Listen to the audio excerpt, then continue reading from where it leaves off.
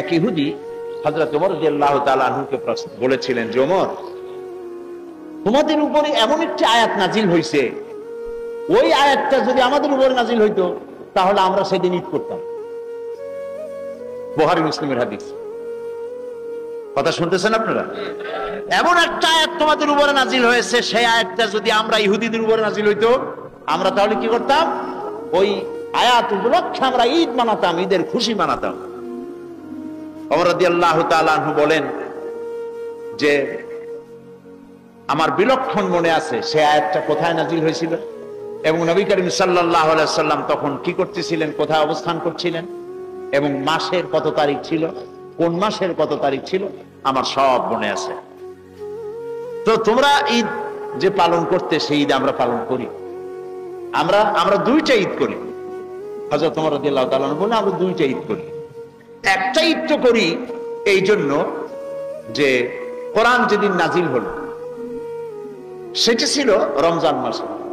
দিনে নাজিল হলো না রাত্রে? শুরু হলো কখন? রাত্রে। শুরু হলো রাত্রে। ওই রাতটাকে বলা হয়েছে কি?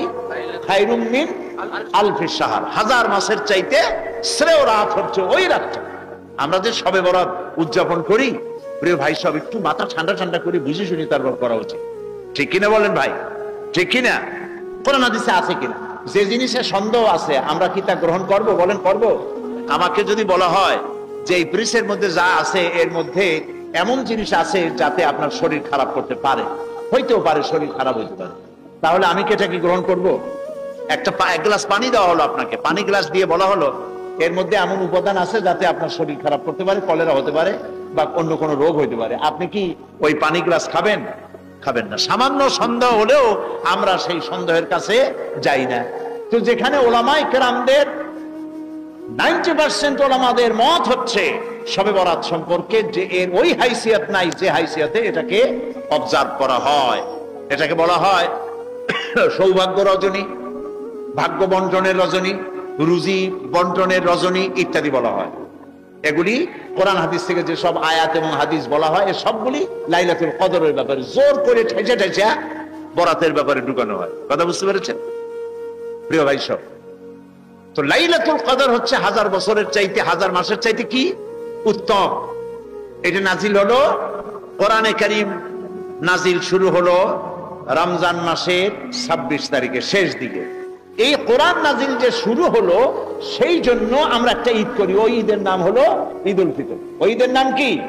কোরআন নাজিলের খুশি। ওই যে আল্লাহ তাআলা বলেছেন কুল বিফাদলিল্লাহি ওয়া বিরহমাতিহি ফাবিযালিকা ফালিয়াফরাহু, কোরআনের মতো কিতাব পাইছো আনন্দ করো। সেই আনন্দ করছি ঈদ উল ফিতরে এসে। সুবহানাল্লাহ বল। ওমর রাদিয়াল্লাহু তাআলা আনহু বললেন যে ইহুদি শোনো, ওই আয়াত যে তোমাদের উপরে নাজিল হইলে তোমরা ঈদ করতা, আমরাও করি। ওইটা নাজিল হয়েছে কবে জানো? নাজিল হয়েছে জিলহজ মাসের 9 তারিখ। আমরা তখন ছিলাম কোথায়? আরাফাতে। কোথায় ছিলাম? আরাফাতে ছিলাম। নবী করিম সাল্লাল্লাহু আলাইহি ওয়াসাল্লাম তখন মসজিদে নববীতে খুতবা দিতেছিলেন। খুতবা দেওয়া শেষ, আয়াতে কারিমা নাজিল হয়ে গেল। আল ইয়াউমা আকমালতু লাকুম দীনাকুম ওয়া আতমামতু আলাইকুম নি'মাতি ওয়া রাদিতু লাকুমুল ইসলাম দীনা। আজ থেকে আমি এই ইসলামকে কমপ্লিট করে দিলাম, পূর্ণ করে দিলাম এবং আমি আমার নিয়ামতকে কমপ্লিট করলাম। এই দ্বীনের প্রতি আমি রাজি এবং খুশি হয়ে গেলাম। এই যে আল্লাহ তাআলা দ্বীনকে কমপ্লিট করলেন, 9 তারিখে কমপ্লিট করলেন, 10 তারিখে আমরা ঈদুল আযহা করলাম, কোরবানি দিয়ে খুশি মানাইলাম। সুবহানাল্লাহ কর। তো কোরআনের শুরুতেও আমরা ঈদ করি, কোরআনের শেষ হয়েছে যেখানে সেখানেও আমরা ঈদ করি। সুবহানাল্লাহ বিহামদিহি। আল্লাহ তাআলা বলেন যে নবী হচ্ছেন শেষ নবী, কিতাব হচ্ছে শেষ কিতাব। আল্লাহর নবীর পরে মুহাম্মদ সাল্লাল্লাহু আলাইহি ওয়াসাল্লামের পরে আর কোন নবী আসবে না, কোরআনের পরে আর কোন কিতাব আসবে না। সেই জন্য আল্লাহ তাআলা হেফাজতের দায়িত্ব নিয়েছেন।